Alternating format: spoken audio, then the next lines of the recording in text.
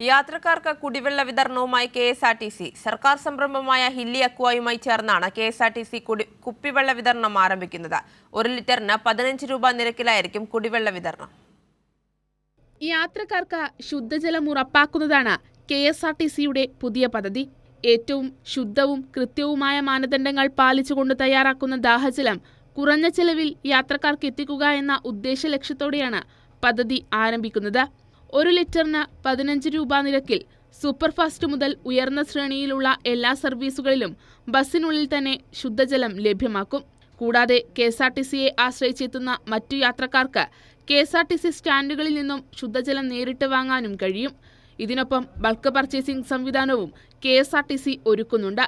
ഇതിനായി ഹോൾസെയിൽ വിലയിൽ ലിറ്ററിന് 10 രൂപ നിരക്കിൽ ശുദ്ധജലം ലഭ്യമാക്കുന്നതിനുള്ള നടപടിയും സ്വീകരിച്ചിട്ടുണ്ട്. കൈരളി ന്യൂസ്, തിരുവനന്തപുരം.